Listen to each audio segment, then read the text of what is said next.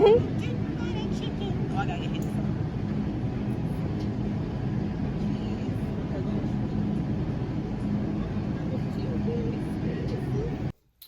Hey guys, so I just got back from the grocery store, so I'm going to do a quick shopping haul with you so you can see what I got. Alright.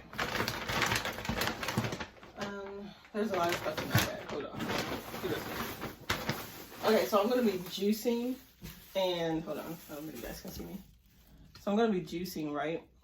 So I got some beets. I'm going to be making beets, ginger, pineapple, I think, juice. So I got beets, I got Caesar salad, 2 bags of that, some crinkle cut fries, and some unsweetened almond milk.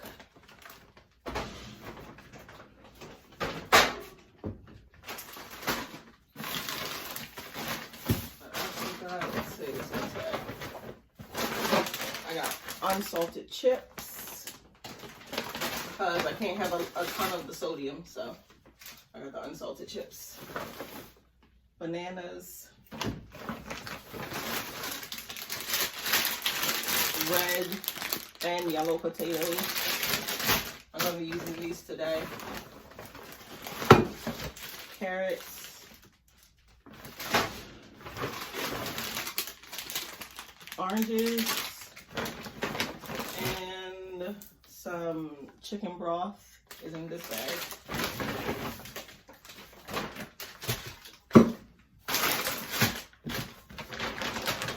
Alright, there's a lot in this bag. So I got passion fruit.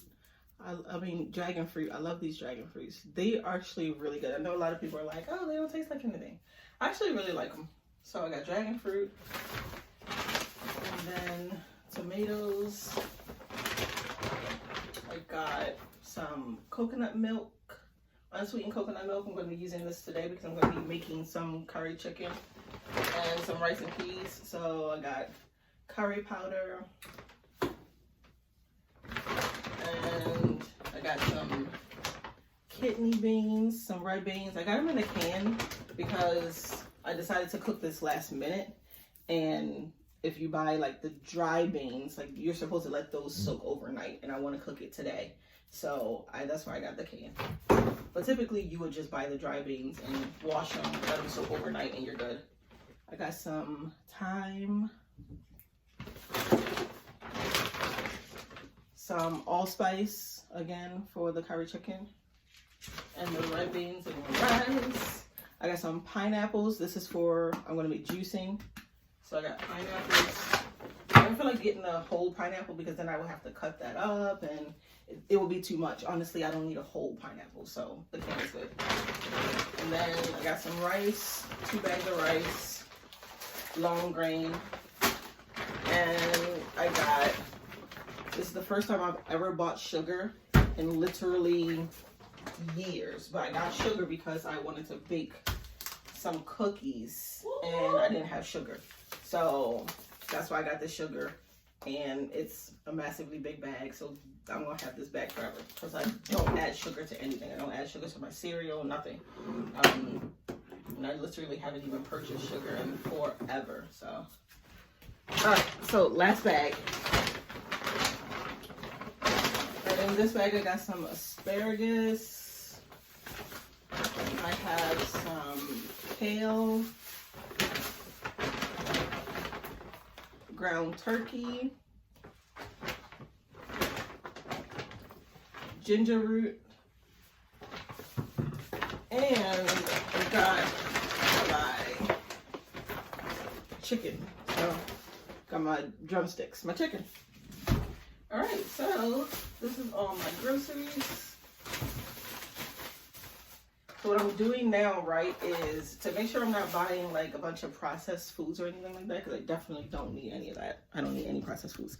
So to make sure I'm not like getting processed foods or anything, and I was just talking to my sister about this. So you shop the perimeter and try not to go into the aisles. So you go into the aisles for things that you absolutely need, like the spices, rice, things like that in the aisle.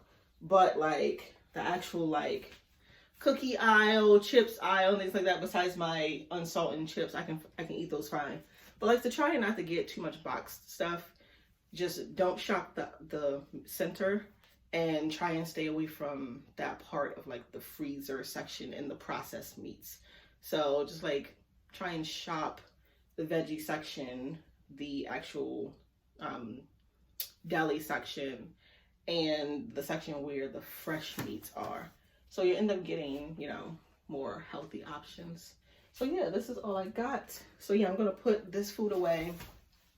And then I'm gonna start prepping to cook. So like I said, I'm gonna be cooking some curry chicken and some red beans and rice. So some rice and peas. And yeah, so I might pick you guys back up while I'm cooking, so that you can see like how I make it and all that good stuff. But it's gonna be good. So yeah, I'll get back to you guys. I'm gonna put this food away.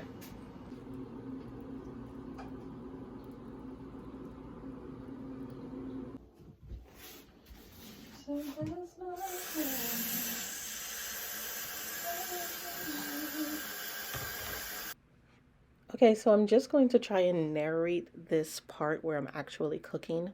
That way it'll go faster and you guys can actually really see what it is that I'm doing and hear what I'm doing. Because I'm not really talking in this part, I'm just cooking.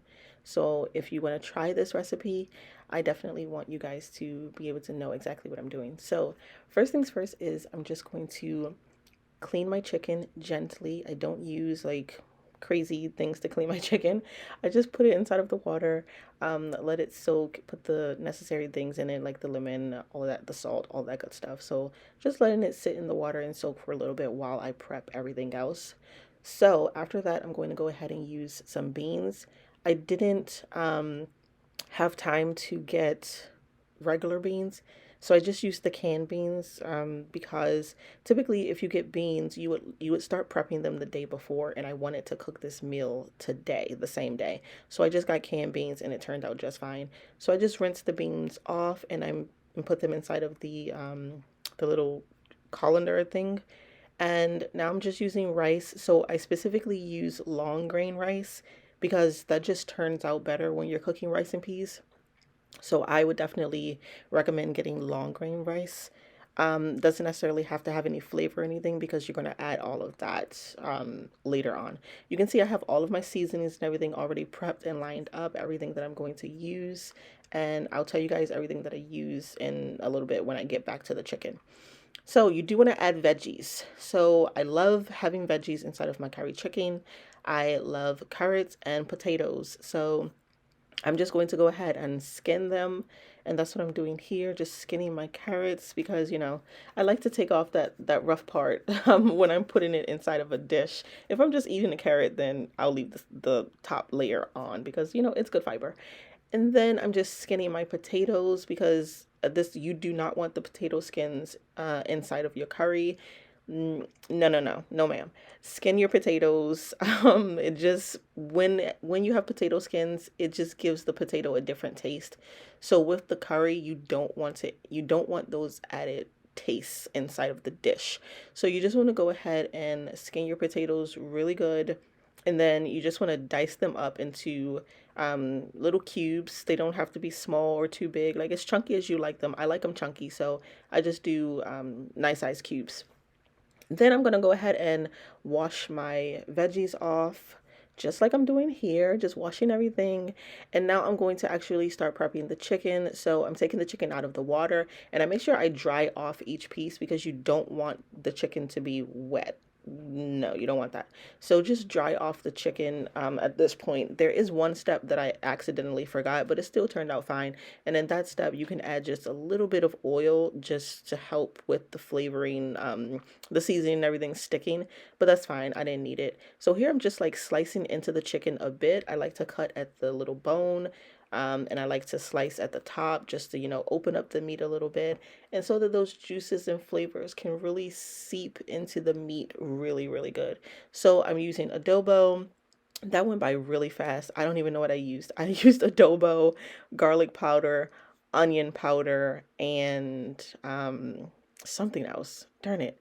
I used black pepper and I guys, I'll put I'll put it in the description box, what I actually used. So I am using curry, of course, because it's curry chicken. So you add the curry last after you season the chicken normally, and then you add the curry last. So then I'm just mixing it up so that all the curry can be evenly distributed on each piece of chicken. Now, what you want to do is you want to heat up 2 tablespoons of oil. I just used vegetable oil, and this process is called burning the curry. And you just want to put the curry in there. Turn your heat down. My heat was up a little bit too high. I mean, everything still turned out fine, but my heat was up a little bit too high. So it's just burning the curry. So go ahead and add your chicken to that. It'll be nice and flavorful. And then you want to immediately cover it so that your chicken can start producing really good juices. All right, so next I'm making the rice. So here's the thing, I'll explain as I go. The rice, I'm cooking it different, but I'll explain a little bit later. But I'm adding the washed rice. So I did wash my rice to get rid of the salt, and I'm just adding it inside of the pot so it can boil. Here's my chicken. As you can see, it has the nice juices. I did add a little bit of chicken stock because these are legs, and legs don't produce a ton of juice on their own. So I did add a little bit of the chicken broth.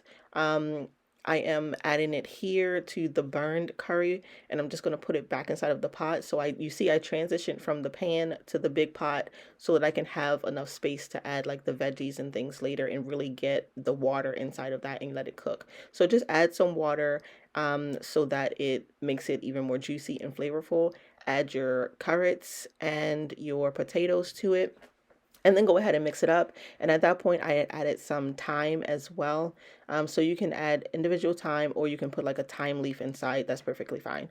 So here, I'm just going to cook the beans. Okay, so here's where I wanted to explain. Typically, you would cook the beans first, let them start to cook up, and then you would add the rice to the beans. That's typically how the rice turns from white to that like brownish, pinkish tint. You will usually cook them together. I had to cook them separately because I did not have another big pot. So right there, I just added some more thyme, added a little bit too much, and then I just added some currant, and I'm adding some unsweetened coconut milk for the added flavor as well. So after that, my rice is done. I am just adding a little bit more coconut to the rice since I didn't get to cook it with the beans, just so that flavor can be in the rice. And here it is, my rice and peas. My rice overcooked just a tiny bit, but it was still banging. It still tastes good. Here's my chicken. That chicken. Yes, that chicken was so good, guys. It turned out so good. I love this dish. My niece was at my house, so my niece and we tore this food up, and I had leftovers for the next day. So this dish was really good. Look at that meat falling off the bone, falling off the bone. Hey. This is how you want your meat to be. You want your meat to be falling off the bone. If your meat's not falling off the bone, you did not let it cook good enough. You did not let it cook long enough. You really need to have that meat nice and tender, okay? You don't want to have curry chicken and people gotta struggle with your meat. Like, your meat should be really tender. So just go ahead. I'm gonna add some potatoes, some carrots to the dish. Go ahead and get some more of that juice in there. I'm trying to like get to the juice because it's real chunky. I got a lot of stuff in this pot. So you can add a little bit more water if you want, a little bit more chicken stock if you want. Then just so that you can really get those juices. So make sure it has enough juice because, we like the juice and the flavor and all that good stuff. So anyway, this is my curry chicken with rice and peas, and it was good. But I want you to know that I won't let that happen. I won't let anything harm you ever again.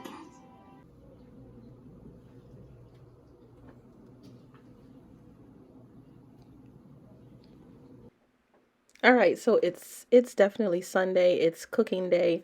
So I'm in the mood to cook. So right now I'm just going to go ahead and I'm going to bake some cookies. So what I'm doing is I'm just going to bake some like cinnamon sugar cookies with a little bit of a twist because I'm going to be grinding up some cinnamon toast crunch and putting that inside of the cookie. Now, the verdict is a little bit out on it. It really did taste good, But because the Cinnamon Toast Crunch is already a cooked product, I definitely needed to grind it up more into more of a powder so that it didn't overbake, because there were like some chips, like some little crunchy pieces that were no longer crunchy anymore, because of course I'm like double baking it. So just grind the Cinnamon Toast Crunch a little bit more so that it can actually be more of a flavoring, like a powder, so you can taste that in there and it doesn't actually overcook. So put it in like a grinder or blender or something like that. So yeah, I'm just making basic sugar cookies here. I can put the recipe, but I mean, you can find the basic sugar recipe anywhere on Google. But yeah, I'll just put the recipe that I used. So simple recipe, of course, you know, when you bake cookies from scratch, simple recipe. But one thing I did want to point out, I do use vegan eggs or egg substitute sometimes, because I don't buy like whole eggs. I don't buy them. So that's perfectly fine. If you do not buy eggs, you can still make anything from scratch. You can just get like vegan eggs. They have the liquid vegan eggs, or you can get like the egg substitute, which I think is like mainly like egg whites, but yeah, you can get the egg substitute and it'll work out just fine. So here I'm just kneading the dough, getting that dough nice and ready, adding a little bit more flour so it's not too sticky, and yeah, baking my cookies. So I did add like a little cinnamon thing so I can dip the cookies in the cinnamon so that they would have that nice cinnamony top. I also wish I had added some like brown sugar into the cinnamon so it could be like sugar and cinnamon. Now that would have been bomb, so I'm definitely going to do that next time. So you can see it gives it a nice little swirl. Look how chunky these cookie balls are. The cookie balls should not be this big. I mean, unless you're trying to make a really big cookie. So the cookies did turn out chunky, like really big, which isn't bad. They were really soft and warm and they were delicious, but I didn't have another sheet pan, so I had to make this work. So I had to make the cookies, you know, the balls a little bit bigger than usual. So this is how they turn out. Look at how chunky those cookies are. They're so chunky, but I really like them. They turned out really good. I'm just checking to make sure they're done with a toothpick, and they are done. Nothing is coming out moist, and we're good. All right, so you guys saw me cook dinner. We ate dinner, me and my niece. You saw me make cookies. Now, let's taste test these cookies. Look. Cookies. So I did sugar, cinnamon, did some brown sugar sprinkled on top, and then you guys saw me crunch up the Cinnamon Toast Crunch and put it inside of the batter. Well, the mix. But ooh, they're nice and soft. Oop, I'm dropping cookie on the floor. They are nice and soft. Look. Nice and soft. We're looking for the scientists to build the vibranium detector. So what you guys need to know? I'm not mad at it. What happened? Seriously? It tastes pretty good. So we're back. So now I'm going to start prepping for my juicing. Remember, I was telling you guys that I wanted to start juicing, so I got a lot of products in order for me to actually juice. I don't have a juicer, but that's not going to stop me from juicing. So what I'm going to do is, since I don't have a juicer, I'm going to blend it, right? And then I'm going to separate the juice from the pulp. Pretty much, yeah. So I'm going to blend it and then strain it, and then boom, juicing. So if you don't have a juicer, you got to blend it, girl. You got to straightener, work that out. So that's what I'm going to do. And yeah, so let's get into this. Let's get into this. All right. Ignore my background. It's messy, per usual. All right, so let me grab all the stuff and then I'll be right back. Okay, so I'm doing some carrots, some pineapples. I didn't feel like getting a whole pineapple to like cut up a whole freaking pineapple. I didn't feel like doing all that, so I just got a canned pineapple. Some kale and some beets And this is what's going to make my thing. Oh yeah, no, I forgot. Some ginger. So yeah, and some ginger. So that's what's going to be inside of so that's what's going to be inside of my juice. So carrots, pineapple, kale, beets, and ginger.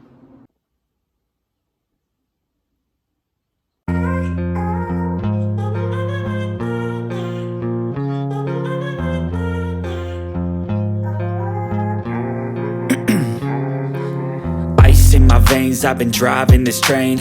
Years in this lane, there's no stopping this flame. Cause I came to the game and I changed it to play how I like, rearranged it to my own domain. Yeah, I got what it takes, made lots of mistakes, taking shots, skipping breaks, feeling lost, feeling great, popping off, singing straight, never stopped, never changed. All the squad here to play, and I've got something to say, yeah.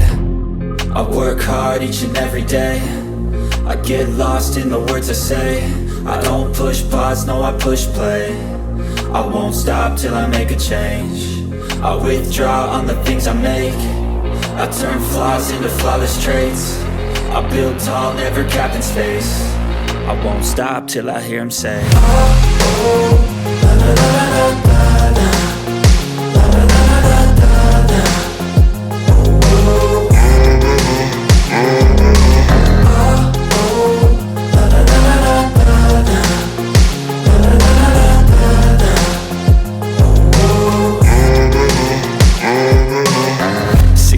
And I'm up again. I got tired eyes, need a cup of blend. That's right, in the AM, that's my only friend. No. Okay, whole time I was talking, I did not press record, so take two. I finished cutting up everything over here. I have my kale, my beets, my carrots, my ginger, and my pineapples. And if you don't know, beets do stain your hands. So if you have gloves, they didn't stain it that bad, but all this pink, yes, is from the beets. So if you do have gloves, just wear gloves. I didn't have any gloves, so I just had to duck it out, and it'll come off, it'll wear off anyway. But yeah, so I'm about to grab my blender. Okay, there it is. I was about to say, where's my blender? Okay.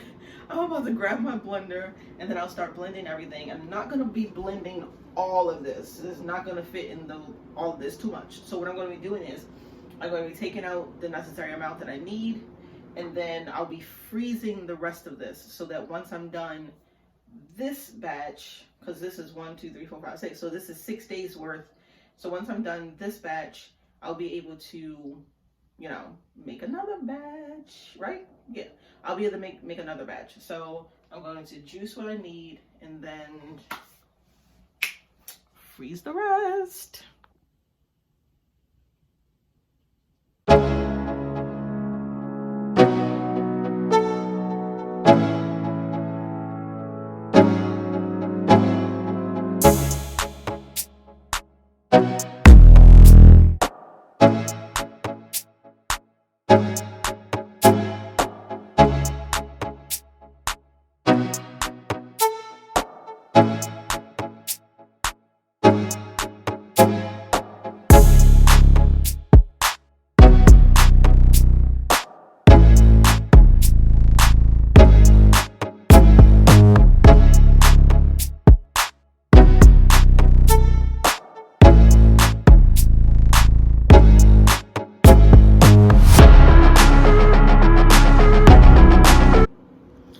Okay, so I am done.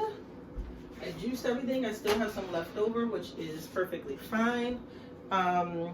So as you can see, I have the juices. No, I didn't do what I said I was going to do. I said I was going to sift it, get rid of the pulp. But you know what? As I was, why am I so close?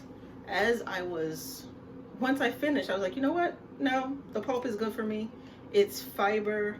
It helps, having those chunky pieces. And I actually really do like pulp. So, but the risk that you run when you do it that way is certain parts, certain ones may have more juice.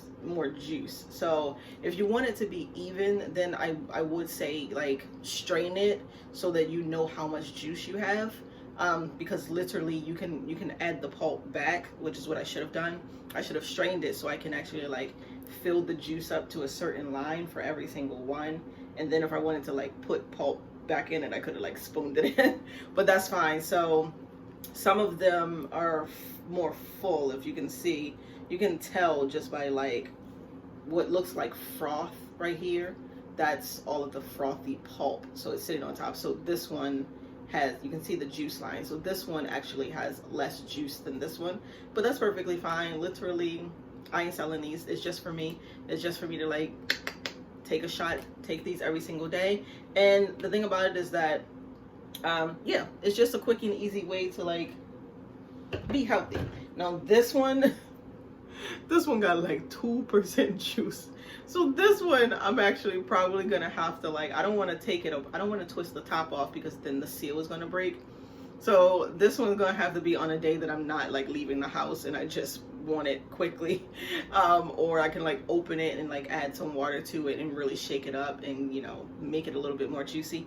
So this one has a ton. But yeah, so just keep that in mind. Like the juice level will vary if you don't actually strain that pulp out, but that's perfectly okay with me. So yeah, what I'm gonna do is I have juice left, I have some left over. As you can see, I have a good amount left over actually, so I'm actually gonna store those and then I'm going to drink this today. So I'll just set that right there. But first, I'm actually going to freeze all of my things. I'm going to freeze all this stuff so that when I'm done with these 6, I'll be able to make another batch for next week. So yeah, this was great. Now, I didn't tell you guys about these bottles. I didn't tell you where I got them. So I got these bottles from Amazon. You can get them in different sizes. This is, I want to say this is a 4 ounce. I'll double check and correct myself in the description if I'm wrong, but I'll put a link to these bottles. It is I believe it's a 4 ounce, and I did get it from Amazon, and I love it because it's nice. It's nice size, so you don't waste any. Like you can drink a 4 ounce of, you know, veggies, so you can drink this quickly, and it has the seal cap is what I absolutely love. So it keeps it nice and fresh and you don't have to break the seal yet. And even when you reuse them, these caps they're good. So even when it's time to reuse these bottles, it'll still seal back pretty well, even when you break the seal. But yeah, so I got a shot. Yay! I'm super happy because I've been wanting to do this for a long time, make my own shots, because y'all know shots are expensive. But yeah, so I finally did it. I finally got the shots. My head is cut off, and I hate that for me. I hate the fact that my head is cut off in this video. Hold on, let me back you guys up. Because number 1, you're mad close to me. Number 2, my head is cut off, and that's whack. So yeah, I did get the shots done, and I'm super happy about that. So yeah, anyway, I'm gonna freeze all this. So let's freeze this guys, because I'm doing a whole lot of talking. Let's freeze this while I talk. So I just use these Glad bags, and they're pretty big. So I have a gallon, so I just use these Glad freezer bags. So what I'm going to do is just go ahead and combine everything. Let me move these little things out of the way really quickly. Let's go ahead and combine everything. I may have to use 2 bags because I think my kale is going to take up a lot of space.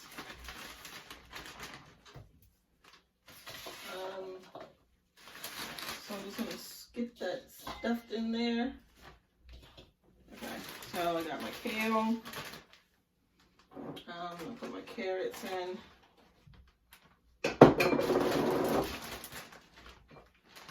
And my ginger, kale, carrots, ginger. I think I'll put my pineapples and my beets in another bag.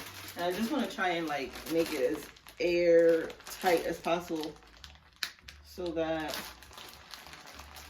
it can go into my freezer well. And the good thing that I like about these bags is, of course, you have the white part where you can actually write on it. So I actually am going to do that. I'm just going to write the date on it so I know, like, when I put this in the freezer, So as you can see, it gets nice and smashed down, and I love it. So I'm gonna do this bag, and then I'm going to do another bag. I wish I had a smaller one because I don't really need a gallon for this one. And I don't have any other sizes. It's fine, it's reusable.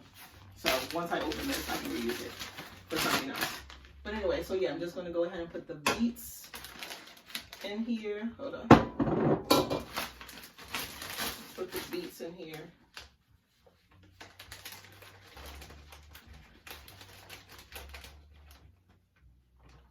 Alright, let's get the beets in.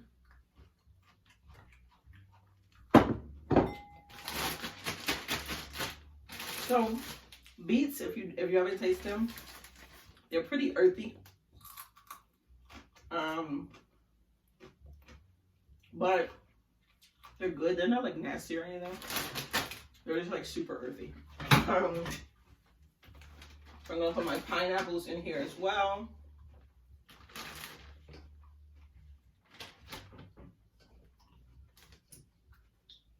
And I do have pineapple juice inside of this bowl that I'm going to drink because I love pineapples. Like, I love pineapples, and I love pineapple juice. All right, so I have my beets and my pineapples. Again, I just want to press it so that any of the air just like gets out of it.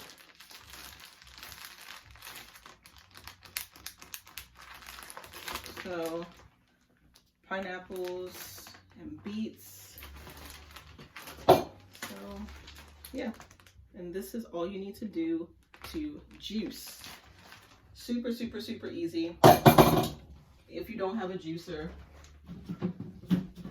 one extra step because it doesn't strain the pulp for you. And that's really the biggest, that's one of the biggest differences between a juicer and just blending it, is straining the pulp. Another big difference obviously is, I don't think with a juicer, because I don't own a juicer, so I don't think with a juicer you have to add water.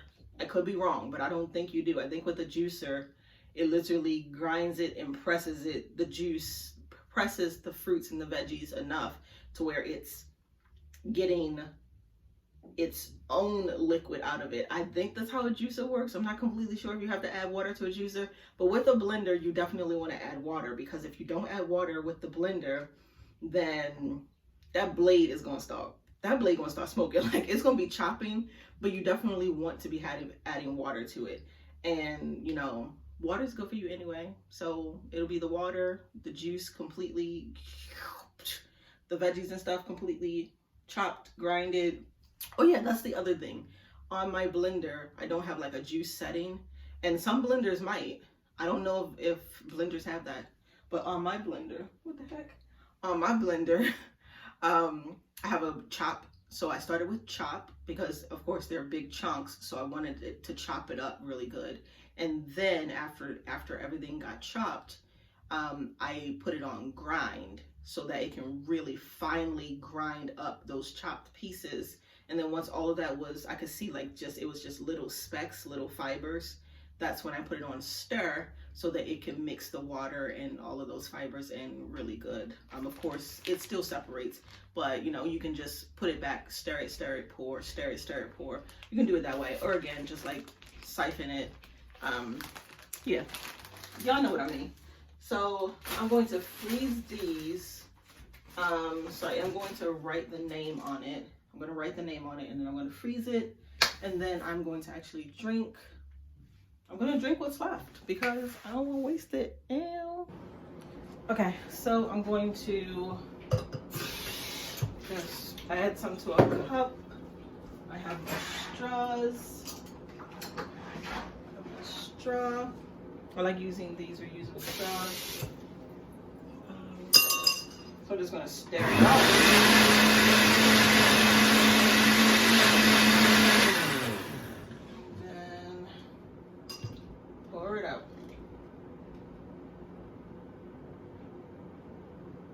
So, there I go. Wait, could you guys even see that? My camera's being weird. All right, there you go. So this is what I have. So I'm gonna drink that, and it's perfect because I didn't have breakfast or lunch yet, and it's already noon. So I'm just gonna have that first, and then if I want to eat something, I'll come back and make like a salad or something. But I'm just gonna have this for now. I'm gonna have this first.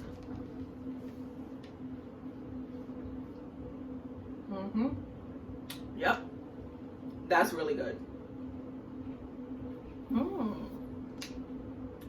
That's really good.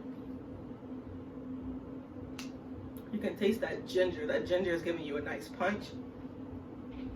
And the pineapple is giving it just the right amount of sweetness that it needs. So this is delicious. This is really good, guys. Okay, so I just wanted to show you guys really quickly what I would typically use to strain things. I don't know why my camera won't keep still. It's like wobbling. So I have different size funnels. I just washed all of this stuff out. I have different size funnels, so I'm going to use the biggest one because I have my strainer, and I use the strainer to make pretty much everything. My hair oils, everything. You just wash it out really good, and you just clean it really good. So I use this one, this size funnel, because the strainer fits in it perfectly. See? And then it has a little nozzle. The nozzle is skinny, so then that will fit inside of the bottle perfectly. So yeah, that is the situation that I'm working with. Whoopsie. And then I have juice left over from yesterday, as you can see. So I'm just gonna go ahead and try and strain the pulp from this juice so it will fit into this bottle here. So I'm just gonna give it a nice shake. Shake it up, shake it up, shake it up. And then I'm going to go ahead and strain the juice into the bottle. So you just pour it in, and as you can see, it's straining. And let me show you guys the top. So this is what is happening inside. The juice is just like filtering out. And to really make sure that that juice pushes out good, you can just get, I'm sorry, losing my train of thought very easily. You can just use like a spoon or a spatula or something to like really press down on that. So I'm just gonna grab a spatula, and just like really start to sift it and make sure that that juice is being pressed out.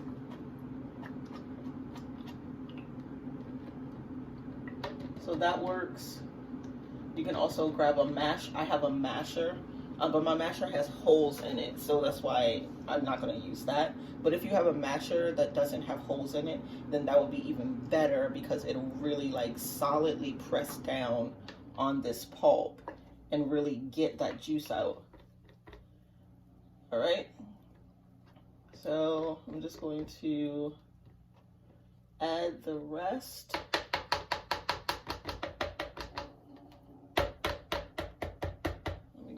Add the rest.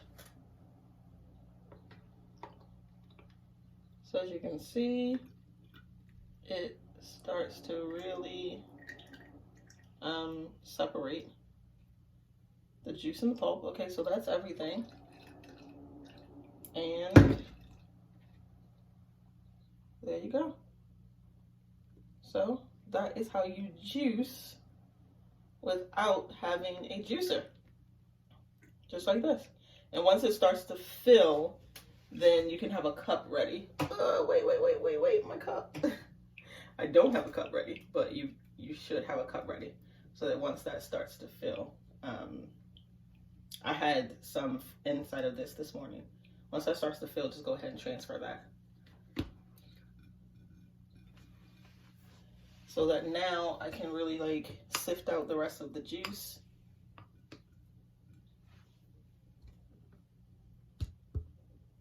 Oh God, I don't think I had the camera on the juice. I'm sorry, guys. I'm the worst. So this is what happened. It actually started to fill. I'm the freaking worst, bro. So, yeah, I filtered it into this. You guys saw the filter, but you just didn't see the top.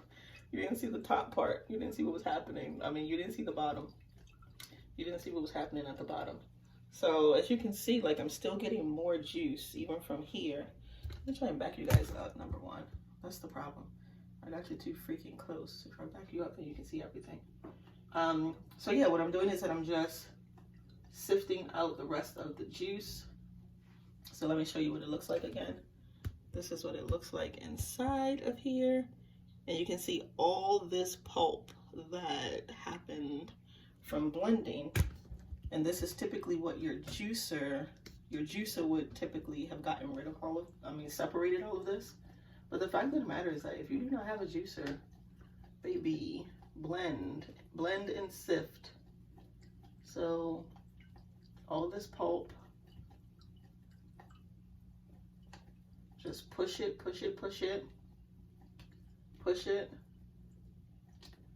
and you're good to go. And the fact of the matter is that you can reuse this pulp. The pulp doesn't have to go in the garbage.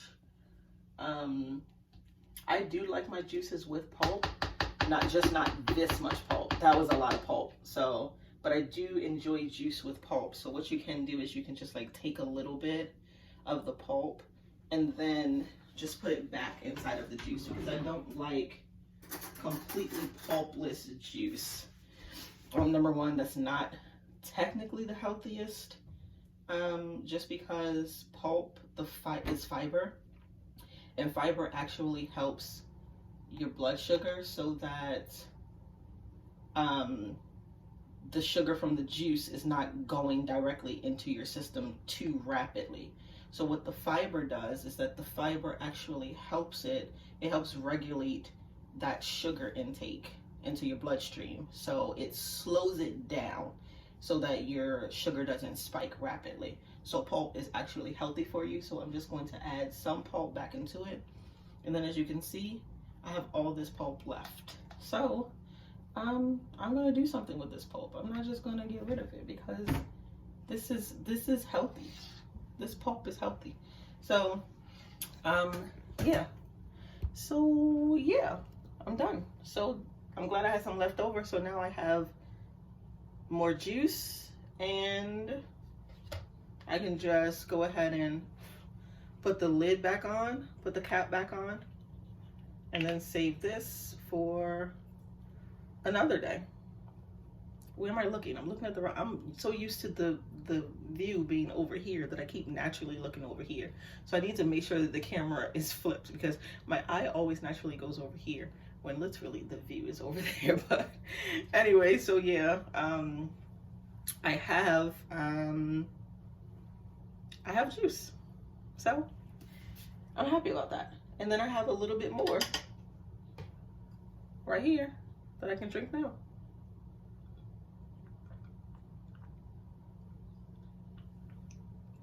Perfect. That's perfect. So yeah, that's the way. If you have a blender, you can go ahead and you can sift out the pulp so that you actually get juice. If a juicer is mad expensive and you don't feel like buying one, I mean, it is a good investment. But if you're a use what you got kind of person, like I typically am, I have these tools and I do not mind this extra step. So if you're a use what you got kind of person, then you can go ahead and do it. Or if you're more like convenience, then, you know, juice is fine. So either way is fine. So yeah. Okay, I'm back. So I did want to show you guys, what do I do? Like, how do I reuse the pulp? So I just wanted to show you guys how I go about reusing the pulp. So what you want to do is, one thing you can do is get an ice tray and freeze the pulp. And then you can reuse the pulp in your smoothies. So this is one awesome way to not let your pulp go to waste. So you just want to go ahead and put it inside of the ice cube tray. Because of course, in a smoothie, your smoothie is going to have pulp. Like you can't, I don't think anybody expects to have a smoothie and not have nice chunks of whatever is in the smoothie inside of it, because that would be one weird smoothie. So just go ahead and put it inside of, fill the ice cube tray up with the pulp, and this will, so instead of just, oops, I just dropped the chunk on the floor. So messy, God. So instead of just having regular ice in your, when you're blending your smoothie, you can actually now blend it with the pulp.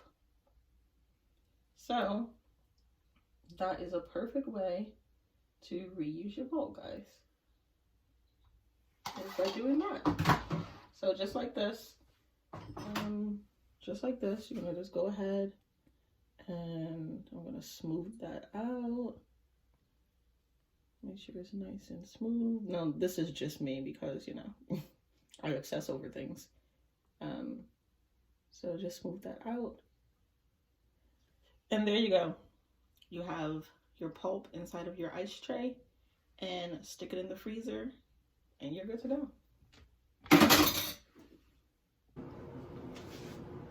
So I'm peeling my potatoes for my fried potatoes. I have my water boiling. I am going to be doing some fried potatoes for breakfast, along with a little fried egg or scrambled egg.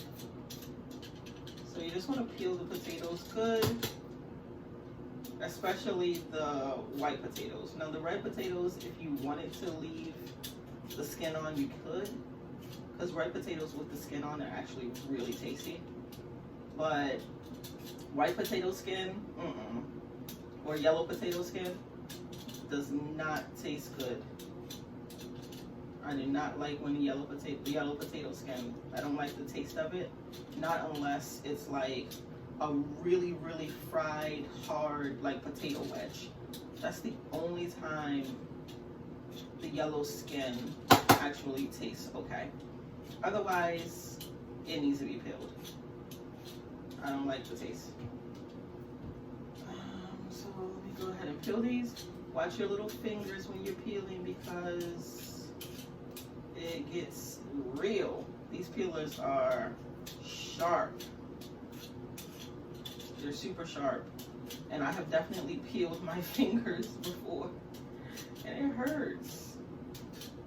It hurts. It feels like a little, when you get like a little paper cut, it's just like a little slice into your finger. And it does not feel good. All right, my water is actually boiling, so I need to hurry up and get these peeled.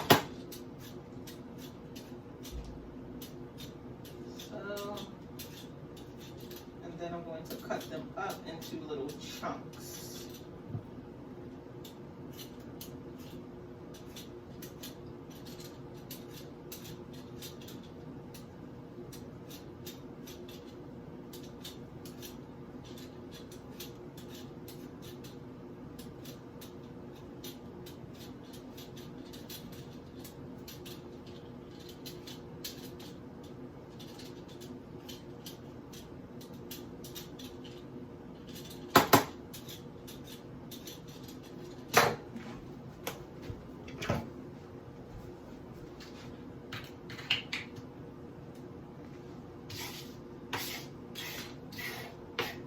So yeah, after I peel, I'm just gonna go ahead and cut these up.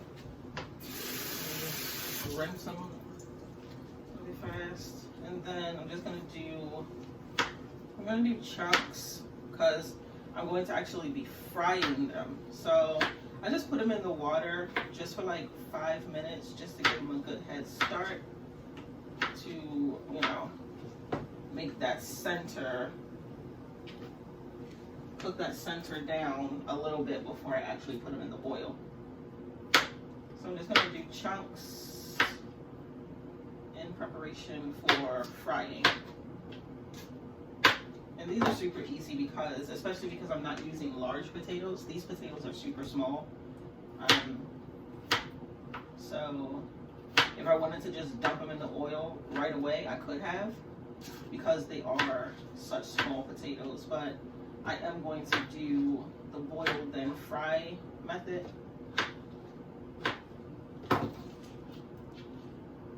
it doesn't take long for that to start to happen. Now what you want to do is because I'm doing boil first, you want to pay attention to it so that it doesn't get too tender. Because if it gets too tender, then you're not going to get that good fry. So just pay attention to it. Because these potatoes are so small, I'm just going to leave it in this boil for like maybe 2 minutes. Maybe 2 minutes. What time is it? It's 10:09. Yeah, like 2 minutes. I'm going to leave it in there. And then I'm going to remove it and go ahead and fry it. Because I'm using small potatoes. If I were using like bigger potatoes, they would have like in bigger chunks. Then I would do like maybe 5-minute boil.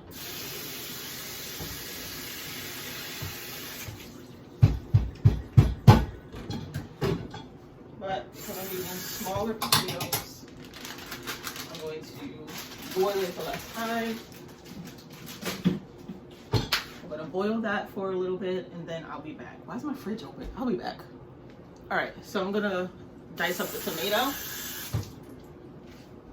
Just so I can add this. I don't have any onions, or, well, number one, I'm not supposed to eat onions. But I don't have onions and I don't have peppers. I'm all out. But that's fine because some nicely sliced tomatoes actually goes really good with this as well. I mean, typically you would have onions and peppers. That's the normal or standard way of cooking this. But I'm going to saute some tomatoes. Get those tomatoes chopped up really good. I'm going to saute these tomatoes, and that is going to go nicely with the potatoes.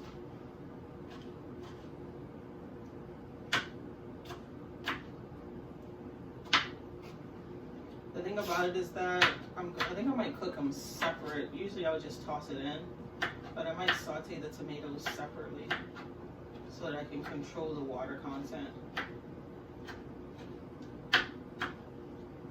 Because I don't want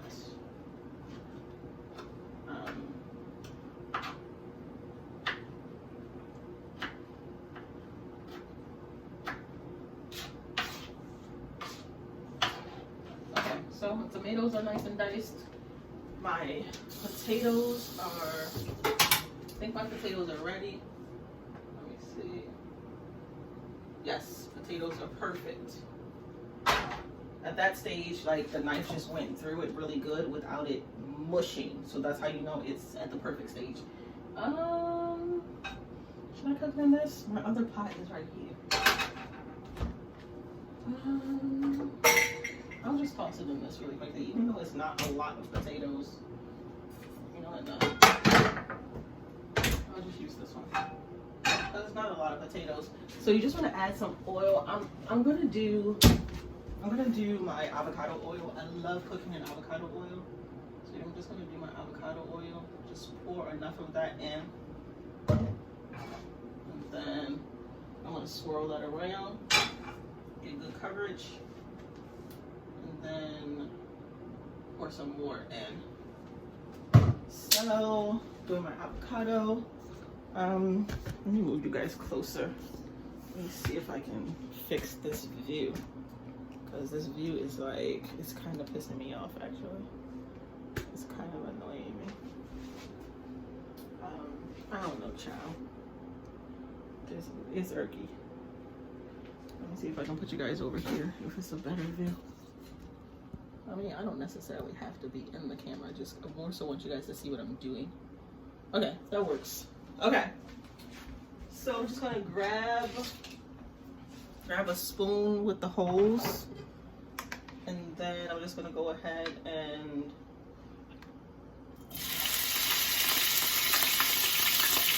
add my potatoes.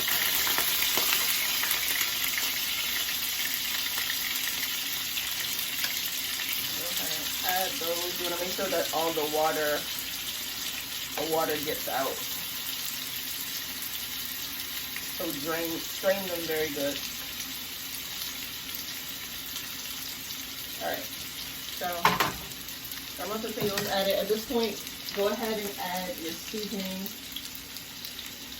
So let's get my seasoning ready. I'm gonna add my pepper,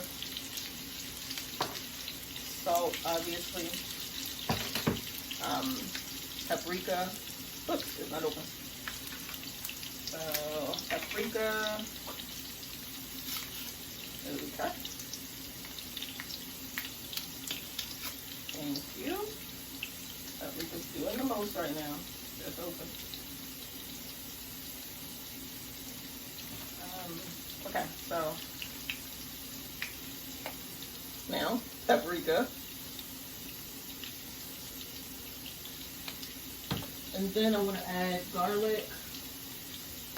I'm gonna add some garlic powder, just enough. And I don't have onions in here, so I am going to add just some onion powder to give it that nice flavor, onion powder. And then I'm going to add just a bit of adobo, not a ton. I'm not going to add a ton of adobo because I already added salt and I don't want them to be too salty. So I'm just going to add enough. And that already smells delicious. Alright, so you just want to go ahead and get that nice and mixed. And then I'm going to add some cilantro as well. Cilantro flakes. Oh my God. Lord. Not that much. Doing the most. So yeah, you just want to go ahead and fry these up. Fry those up really good. Let those fried. I want those to cook down really good because remember I boiled them, but you only want to boil them to a certain point. So at this point, I'm going to go ahead and I'm going to cover it so that it really cooks in this oil really good. So let me find a lid that will fit. I'll just use that lid. I'm going to go ahead and cover that so that it really cooks down. And while that's cooking, I'm just going to take a pot and make the saute the tomato. So let me move you guys over here really fast so you can see what I'm doing as a whole. Alright, so I'm just going to turn this on. Do that. I'm just going to saute these tomatoes.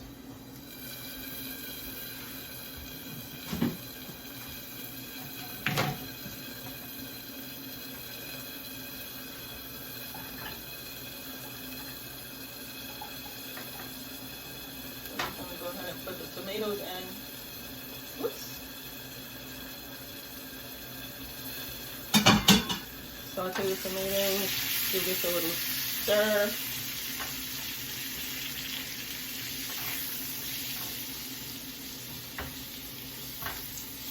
And then I'm going to turn down this fire. Reduce the heat to low. Whoops. And then I'm just going to saute the tomatoes. For the tomatoes, I'm not going to add too much, just a little bit of salt, a little bit of pepper, well, a good deal of pepper. Salt and pepper to the tomatoes because I am going to be mixing them in with the potatoes, so I don't need to over season these. I just need the tomatoes to really cook and get the flavor out. So as you can see, the potatoes are looking good. Potatoes are looking good. You just want to get them until they're, you know, let them brown. So let the tomatoes brown. So again, I'm going to turn the fire down even more.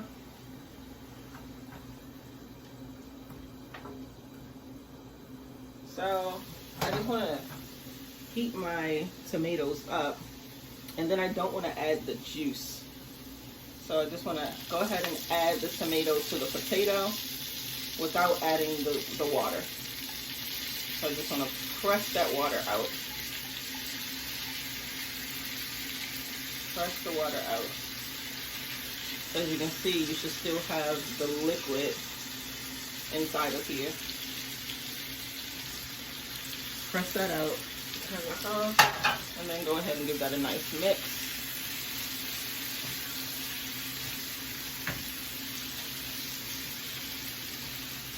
Again, you don't want to overcook the tomato, because then the tomato will get mushy. So what I did just now is I just turned the fire off, and I'm just gonna let this heat up really good. I'm not gonna overcook that tomato, because again, that tomato, the water is in there. So let's get a fork. Let's get a fork. And as you can see, you see how that is cooked really good. It's nice and tender. See how it's breaking apart? That's what you want. That's delicious. That is good. So, let me close that. So yeah, that's all you need to get this dish perfecto. So good. So good. So I'm gonna put that to the side. And whoops. I'm gonna cook an egg. I'm gonna cook some eggs. And I'm just gonna go ahead and cook it right in this tomato pot. I'm just gonna pour out the tomato water, but leave all the seasoning, the tomato seasoning in the pot. It's fine. So what I'm gonna do is I got butter right there, and get my eggs. I just either buy vegan eggs or egg substitute, either one. So I'm just gonna go ahead and turn this back on. Turn that heat down. I don't want it up high. So I want that heat nice and low. I'm just gonna give this a nice shake. And then I'm gonna add some butter to this.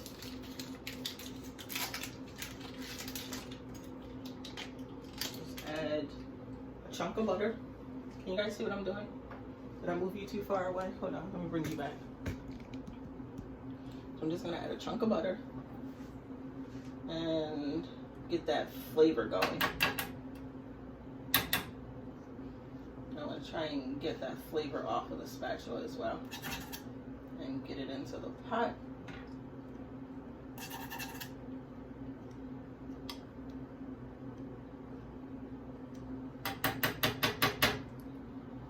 I want you guys to actually see. Can you see my pot? I think you can. I think you can. So, as you can see, I'm getting that butter going.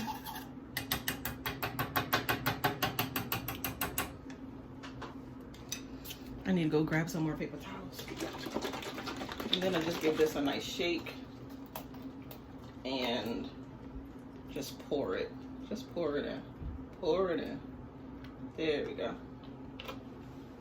Just pour it in. And I cooked it in the same one because, again, I don't want to have to add any more seasoning. Just add some more salt and some more pepper and a little bit of cilantro. Because, again, all of this is going to be eaten with the potatoes, and the potato is already very flavorful. So I don't want to over season the combo of the dish. Like, you just want it to cook good. So I'm just going to give that a little stir. I'm going to turn the heat up just enough so that it starts to cook up into an egg, so I can give it a good scramble. Give it a good scramble. Come on, egg. Alright, there we go. There we go. Alrighty, there we go. Alright, that's what I like to see. Some activity. Alright, so the egg is starting to, you know, formulate how I want it. Now you could do an omelet, but I don't have any cheese, and I also don't have any meat because I need to go to the grocery store. So I ain't doing no just egg omelet. That's not for me. So if I'm gonna do an omelet, I need some cheese at the very least. So you just want to go ahead and scramble this egg up.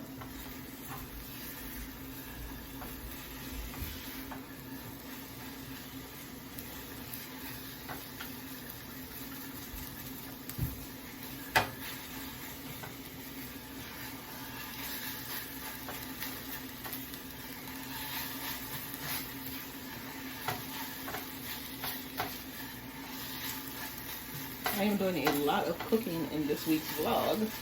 I realized that. There's a good amount of cooking happening.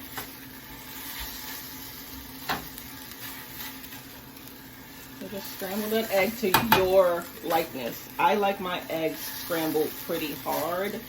I do not like watery, liquidy eggs. I cannot eat it if it's that way. I already have a tough time eating regular eggs anyway, even though I really do enjoy a good egg sometimes. But for the most part, at this point I'm going to turn the heat off because the pot is still nice and hot enough to really let that egg continue to cook. So it doesn't need the fire on. So yeah. So I like my eggs scrambled hard. I mean, not nasty, but just, you know, cook it. I don't like half-done eggs. Do not give me nothing that's gonna be watery or no. Okay, so potatoes done, eggs done. Now to combine into a nice meal. Okay, so just gonna grab a plate. Sometimes I eat from a bowl. Like, I actually really enjoy eating from bowls. So I'm just gonna grab a plate and then get over here and then just add my food. So I'm gonna go ahead and add the egg. Add some egg. And then add some potatoes. And there we go. Only thing missing is like some turkey bacon or something, but I can't have turkey bacon right now. But either way, this right here, egg, and so this is a good breakfast. Really good breakfast. So I'm gonna go back to work and I'm gonna eat this, and it's almost 11, it's almost 10:30 right now. So I'm gonna eat this at my desk.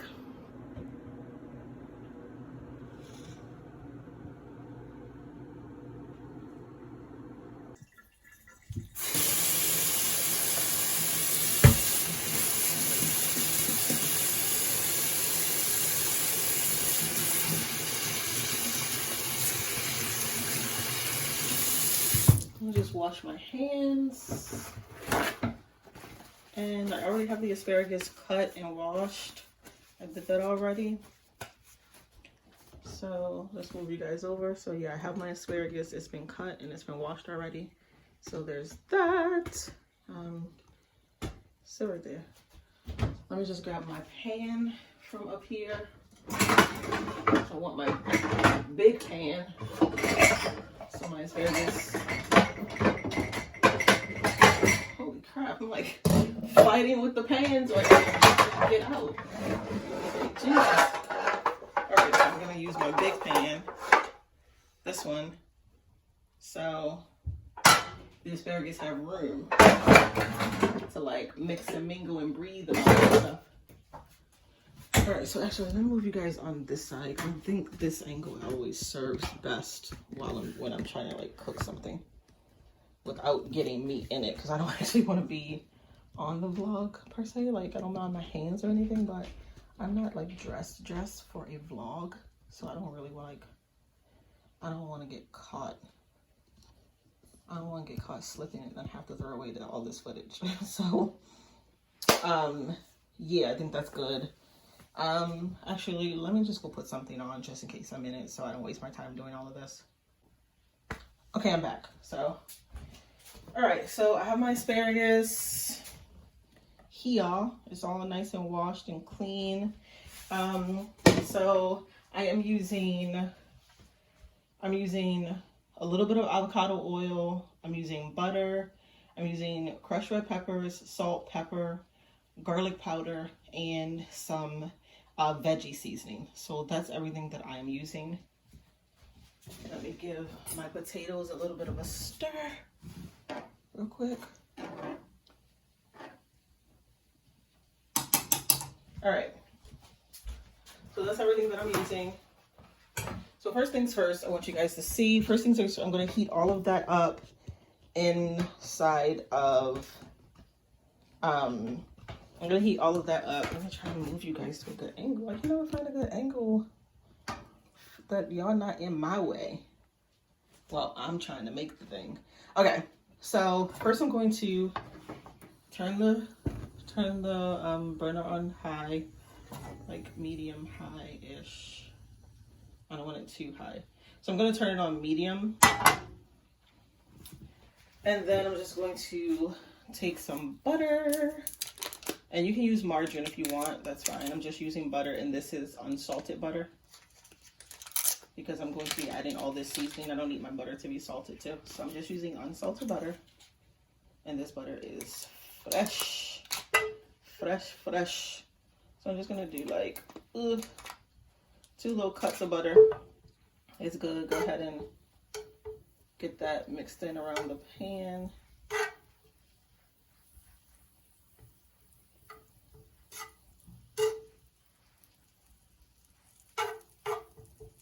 All right, I'm going to do another cut. Let that melt down. And then I'm just going to go ahead and add my seasonings into the butter. So I'm going to add my veggie seasoning. I'm going to add my garlic. Come on out, garlic. There we go. Gonna add my garlic. I'm going to add my crushed red peppers. Not a ton, because I don't want it to be too hot, but just enough. And then I'm just going to add like a cap of the avocado oil. Maybe just like even a 1/2 cap. Because avocado oil is just super healthy, so I like adding it to everything, honestly. Avocado oil, and I'll add my salt and my pepper in a little bit. But that's my seasoning, so you just want to go ahead and get that mixed in. Let that seasoning begin to cook up. Mix it in with the butter real nice. Just like this. Let that all mix in really good. Make sure nothing is clumping. So you got a little garlic clumps, so just break those clumps up. Get that garlic really starting to like release. And that's the thing, you just want to, cook the seasoning down just so the flavors can really start to release before you add the veggie. So before you add the asparagus, it's just a good idea to like let your seasoning heat up and really let them start to release their flavor. All right, so once that is done, just a few minutes of that, it should be nice and hot. And you should actually start to smell this. So like, that's how you know like it's ready. When you start to actually smell this, as you can see, it's starting to turn. Just go ahead and add the asparagus to it. Add the asparagus.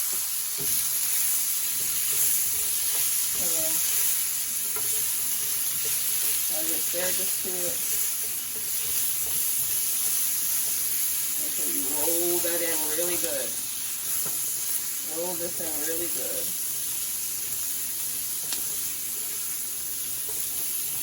And then from here, you can just turn your heat down so that nothing starts to burn. So I like to turn my heat down to low at this point and really let my asparagus cook. So you can also cover this if you really want it to be like tender. I do like my asparagus with a like tender, but also with a little bit of a crisp crunch. So I don't like it too tender. I do like it to be a little bit crunchy, so it's like I can pick the asparagus up and like bite into it like a little snack, like a little asparagus chip. So I do like that. So once you get it like that, just let that cook down. Sorry, my alarm went off for my chicken. So at this point, you just go ahead and cook that. I'm just going to rotate it a little bit. I'm going to let that cook. Try and like spread it out so that everything is nice and evenly placed. And then just let it be for a little bit. Get over there. There you go. You can let it be for a little bit. So So what I also like to do to really like give it a little bit more of a like steamy effect is I will add this tad bit of water, just a little. You don't need a lot, just so it can start to get that nice steam effect going, sort of as if you were just like if you were steaming it. So like a little combo, as if you were steaming the veggie. So at this point, you can cover it. I do not have a top that covers this entire pan. See, I don't have a top that covers this pan, so it's fine. I'll just leave it and let it cook like that. And that's also a reason why I sometimes will add water to this, is because I'm not covering it. I'm not trapping in that moisture. So a lot of times I'll just like to add water to it, just so that the moisture can get going on its own, since I'm not actually covering it. But yeah, we just let it sit. I'm gonna let it sit for like 2 or so minutes, and then give it another push, little stir. Okay, so the asparagus is done. You can just test it. Go ahead and take your fork and do it to your desired crunchies. So as you can see, it's still nice and crunchy, and that's the way I like my asparagus. So if you like it tender, then definitely let it cook longer. This is crunchiness for about 3 to 4 minutes. So if you like it crunchier, then cook less. I have mine like a mid crunch while still being tender. Or if you like it really tender, then cook it a little bit longer. But that's my asparagus. All right, so I already started mashing my potatoes. I added salt, pepper, cilantro flakes, crushed garlic powder to it, and some unsweetened almond milk. So I'm just gonna add a little bit more milk. Not a ton, just like a little bit more milk to it. Cause I like it when it's chunky, but not dry. So having that butter, did I say butter? I added butter to it as well. So I like the potato chunks in it, but I don't want it to be dry tasting. So adding that milk allows it to be nice and moist.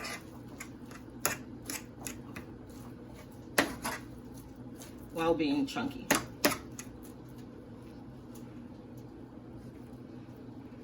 So, see? Nice and moist. That's good. It needs a little bit more salt and pepper. So, add a bit more salt and some more pepper to it. Go ahead and mix that in.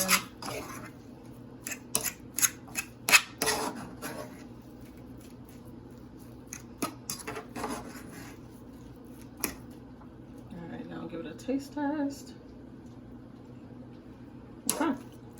That is perfect without it being overly salted. So there you go. Have my potatoes, you saw my asparagus, and now the chicken is just finishing. So I'm done cooking. The biscuits are in the oven, and I made this to go plate for my mom. So she's just going to come. She's on her way. She's leaving church in a few minutes.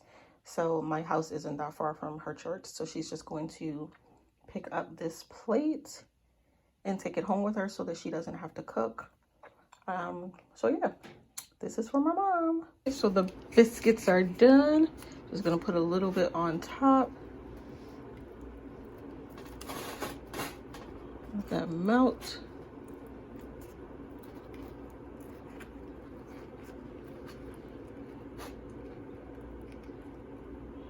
Alrighty. So those are the biscuits. Get over there, little biscuits. Those are the biscuits. Okay, so I'm all done. I just made my plate. So this is the finished result. and I'm just gonna sit down, finish watching my documentary that I started. I don't know if I told you guys about the documentary. Maybe I'll tell you in the next vlog, but finish my documentary and eat my food. So this is it. Bye guys. All right, so I'm back once again. Ignore the hair. So yeah, I'm back. I am back in the kitchen. Yes, I am always in the kitchen, and I'm going to be in the kitchen a lot in these vlogs, especially now because I'm on a like make sure I eat healthier, don't buy takeout kind of situation. Or I don't buy a lot of takeout actually, so it's not even don't buy takeout. So actually, let's backtrack that. I actually hardly ever buy takeout.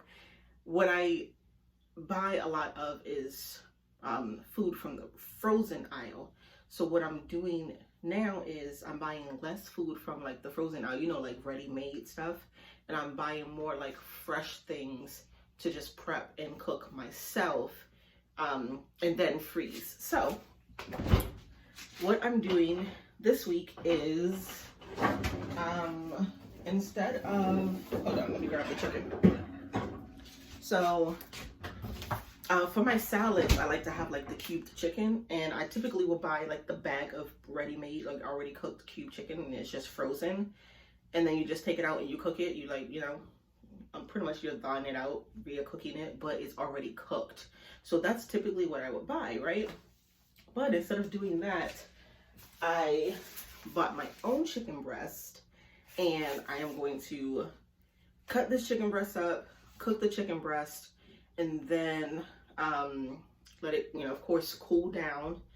And then I am going to put some in the fridge and then freeze the rest. So I'm going to be essentially making my own frozen diced chicken by cutting up this chicken breast.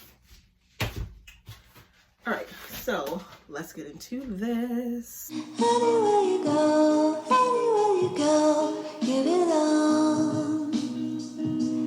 Anywhere you say, anywhere.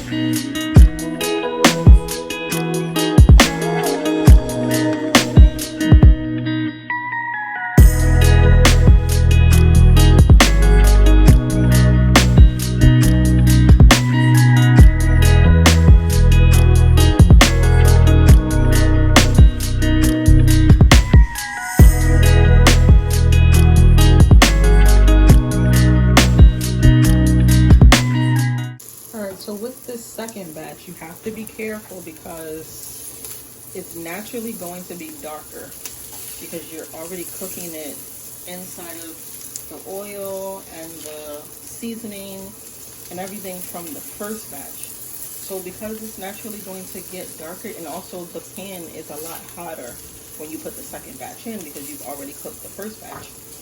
So you have to be careful not to let the coloring fool you, and really give it time to let the inside of the chicken cook. So don't worry about it if it's darker than the first batch. That's perfectly fine. It's just, you know, the nature of the second batch. Like the pan is already seasoned. The pan is already hot, so it's going in at a higher, you know, temperature and everything than the first batch did. So it's going to get darker in color. So don't let that fool you. You just want to make sure it cooks all the way through. So after you cook it on the one side and you flip it and you cook it all the way through at the high heat, and then you toss it a little bit and let it cook at the high heat so that it doesn't start to burn while it's still, you know, cooking through. Just turn the heat down. So that's all you need to do, is turn the heat down, and so that the outside doesn't burn while the inside of the chicken is still getting a chance to cook all the way through. So to check that it's ready, as you can see, I put my little spatula through it, and you see that? That's ready. That's completely ready. As you can see, like I can put my spatula through these, and you can see, chicken's done. So there you go. It breaks apart super easily. So that's how you can check to make sure that the second batch is done. Don't go by the coloring, or you don't want to go by the coloring ever when it comes to chicken, but especially like second batches and anything that's, you know, not the first batch. Just don't let that color fool you, because if you do, then you'll take the chicken out too soon and it won't be ready. It won't be cooked all the way through. So like I said, you should be able to put that right through. As you can see, that chicken's nice and cooked. All right, so I can turn this off and then move it over to the bowl. So let's move it over to the bowl. And you can see the difference in the coloring. That's the first batch color, and the second batch is darker. Now it shouldn't be burned. That if it's burned, then you had the heat up way too high. It shouldn't be burned. It should just be slightly darker. That's it. It shouldn't be like a ton, just enough. So you just want to go ahead and add that in.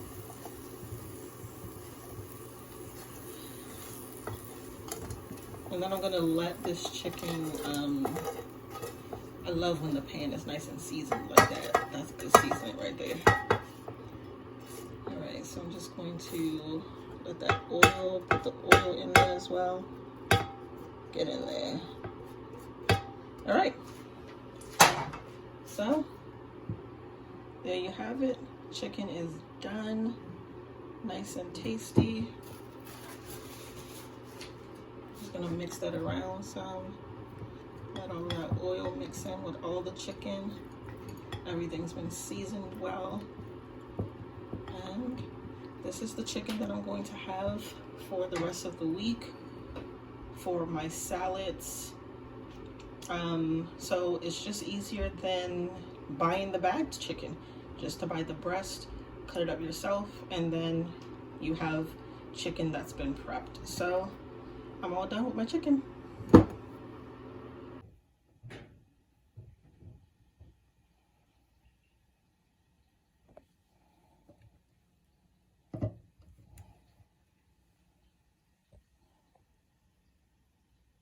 All right, hey guys, so it is Monday night and I'm about to cook dinner. I'm making some potato wedges and burgers, turkey burgers.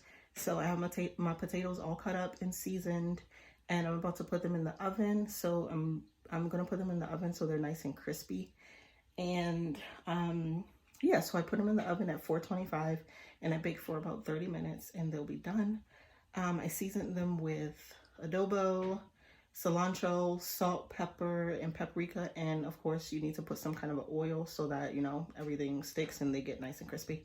So yeah, I'm about to put these in the oven. I'm going to line the pan with some foil, put them in the oven, wash this off, and then come back and start making my burgers. Okay, so I got my face all nice and washed off. As you can see, guys, I really think I'm gonna have to look back at the footage, but I know my dark spots were darker. You guys have seen my vlogs. My dark spots were darker. And like I said this morning, my face is lighter. And I just did the mask again and my face feels really smooth and moisturized. Ignore my hair, it needs to be washed. So, eek. Anyway, I'm about to make, hold on, let me bring you guys over here. I don't know why over here is just a better view when it comes to me cooking. Anyway, I'm about to, this is dirty. Hold on, guys. Hold on. Let me try and clean this off. Was that better? Oh no, that was better. Anyway, I'm about to make the burgers. So I use Butterball turkey burgers for my burgers. And I'm about to put those on the stove. They cook really fast, so I've been letting the wedges cook cook down first. Once the wedges get to about 10 minutes, I'm gonna turn them over. But I'm going to also start cooking the burgers because the burgers do not take long to cook. So yeah, let's actually get started. Let's get started making the burgers. Come over here. Let's try and bring you guys down like I always do. You can see, right? Yeah, you can see. Alright, so I'm gonna use a flat pan because I'm gonna make 2 burgers, and then I want to make sure I'm able to heat up my buns as well. So for the burgers, let's turn this on. Let's turn that on. Get that started heating up really quickly. And then I just like to I use avocado oil for literally everything, so y'all should know that by now. So I'm just gonna use my avocado oil. And you don't use a lot, and the reason why I use oil for the turkey burgers is because it's turkey burgers. They don't really produce their own natural oils like beef burgers do. Beef burgers have that fat, and you don't need to add oil for beef burgers because, of course, it produces its own oil, so you ain't gotta worry about that. But for the turkey burgers, they don't produce their own oil. So you just want to add an oil. I love avocado oil. It's super healthy. The cook temperature is really good. And I know some people like to use olive oil, but I don't like to use olive oil to cook because the fact of the matter is that olive oil cook temperature is actually not that good. So if you look up different oils with high cook temperature, that's why most people use like vegetable oil, canola oil, because they have really good high cook temperatures. Olive oil actually doesn't. So I don't cook in olive oil. Olive oil is good for like adding to things after it's cooked, but I don't actually cook things with olive oil. So you know what? You guys don't need to see burgers cooking, so I'm gonna cook these and then I'll be back. So as you guys know, I am studying for my cybersecurity exam. I take the exam this week. But so while I'm cooking, I'm actually going to set my laptop up like far away from the heat and the flash and the things. But I'm going to set my laptop over there so that I can just like play it while I'm cooking and just like listen to, because I'm taking a supplemental course now. I finished the main course. Now I'm doing a supplemental course, and I can watch it while I'm cooking. So I'm going to do that. Alright, so I'm just going to move all this stuff over here. My burger buns. I'm just going to go ahead and set my laptop up.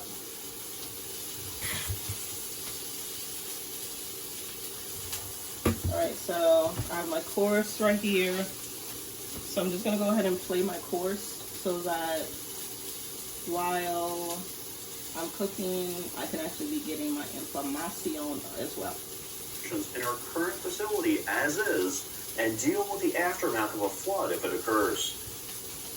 Every organization must choose the appropriate mix of these risk management strategies for their own technical and business environment. The combination of risks that affect an organization are known during risk assessments. Security controls are procedures and mechanisms that an organization puts in place to address security risks in some way.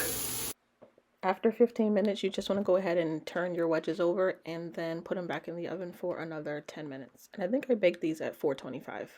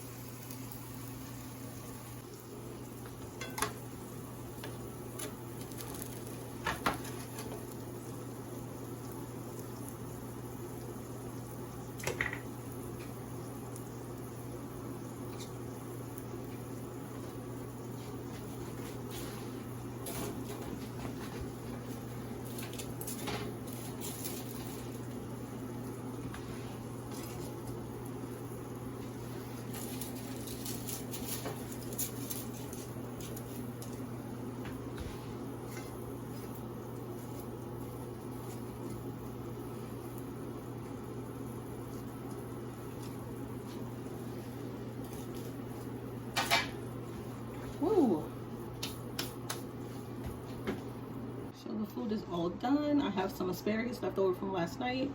I have my wedges and my turkey burger. I'm not gonna add anything to my turkey burger, even though I would love to, because I love with a passion, if you can't, you know, tell. I absolutely love ketchup, but I can't eat ketchup as frequently as I could before.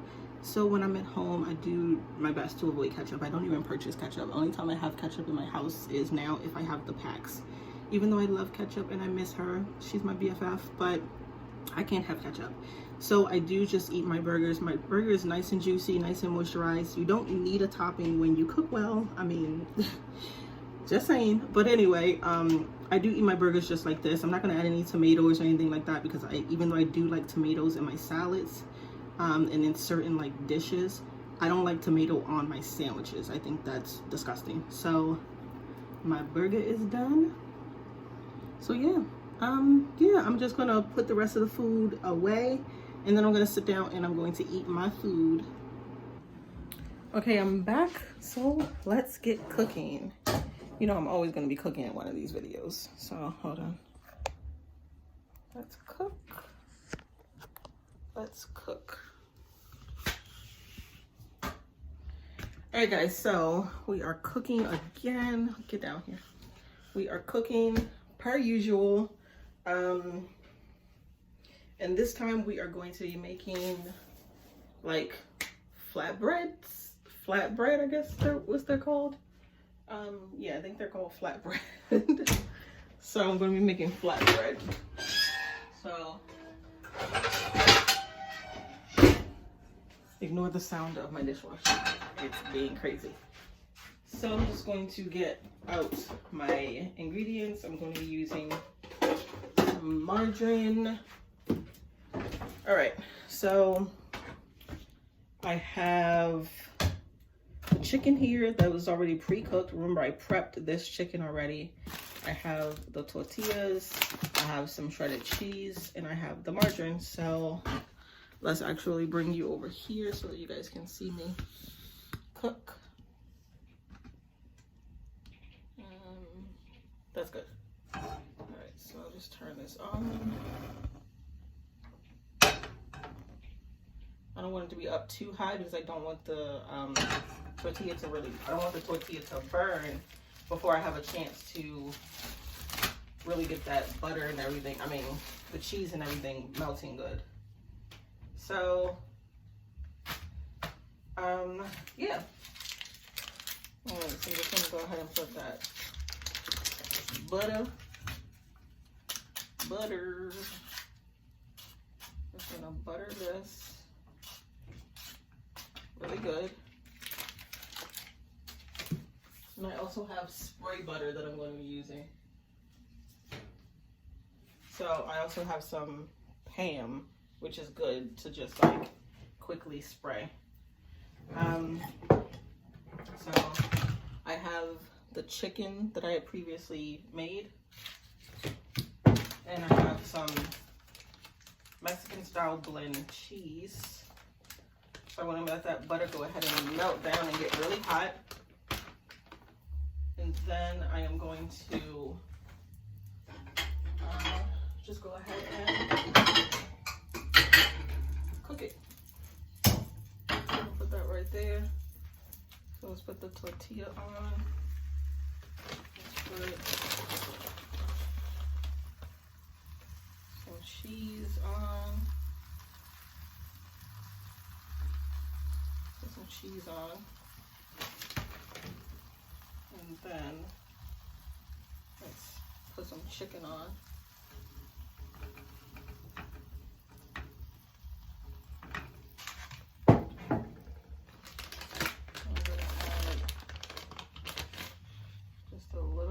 Cheese right there, and then I want to go ahead and I want to fold that as best as I can. So I just folded my tortilla in half so that I could have a half quesadilla. And then I'm just going to go ahead and flip it over, and I'm going to cook both sides. Now what you can do also is you could have just put another tortilla right on top of it, and that way you would have had like a whole like circle tortilla, and then at that point you could have actually, I could have actually done it that way. I could have put it on top, and then I could have just like sliced it. So you could do it either way. You can do it this way, the way that I'm showing you, where I put it in half, or the other way. So, all done.